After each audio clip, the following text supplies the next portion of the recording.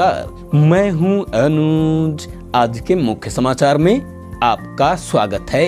Prince of Arcot के खिताब और प्रिवी पर्स पर सुप्रीम कोर्ट का नोटिस। खिताब और प्रिवी पर्स यानी राजाओं को दी जाने वाली पेंशन समाप्त होने के बावजूद प्रिंस ऑफ आरकॉट का वंशानुगत पद जारी रखने को सुप्रीम कोर्ट में चुनौती दी गई है। इस याचिका पर केंद्र और तमिलनाडु सरकार को नोटिस जारी कर जवाब मांगा गया है। तमिलनाडु चेन्नई के रहने वाले एस कुमार वेलु ने वकील विष्णु शंकर जैन के जरिए सुप्रीम कोर्ट में यह याचिका दाखिल की है।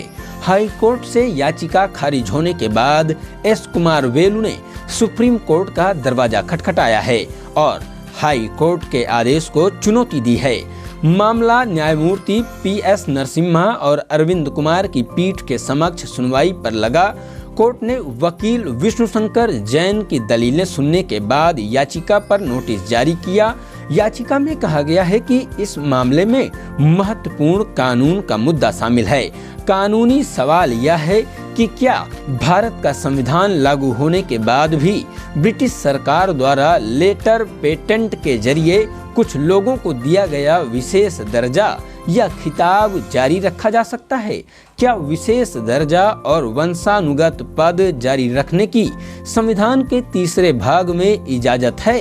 क्या प्रिंस ऑफ आरकॉट का वंशानुगत टाइटल जारी रखना और वित्तीय अनुदान यानी राजाओं को दी जाने वाली पेंशन जारी रखने की संविधान के अनुच्छेद 14, 15 व 16 में इजाजत है? मालूम हो कि संविधान के ये अनुच्छेद 14, 15 और 16 सभी नागरिकों को समानता का अधिकार देते हैं।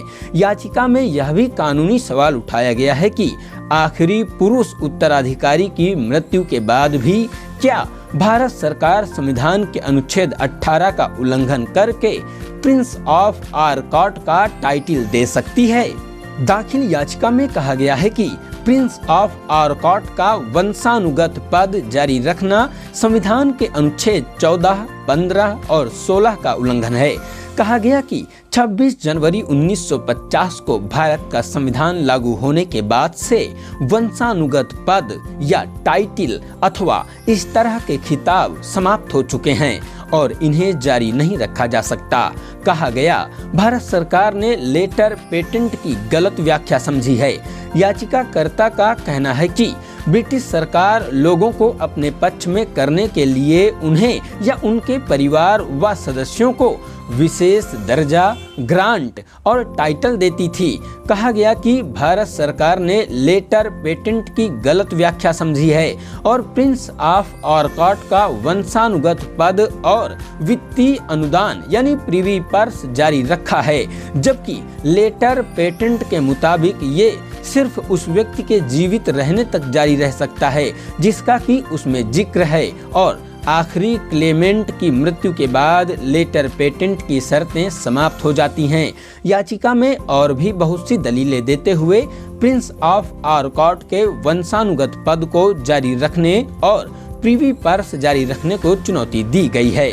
उल्लेखनीय है कि मौजूदा प्रिंस ऑफ आरकॉट का नाम अलहज नवाब गुलाम मोहम्मद अब्दुल अली खान बहादुर 9 अगस्त 1951 को जन्मे को जुलाई 1993 से यह खिताब हासिल है।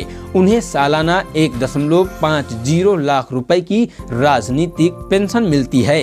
इसी के साथ आज के समाचार समाप्त हुए। बहुत बहुत धन्यवाद।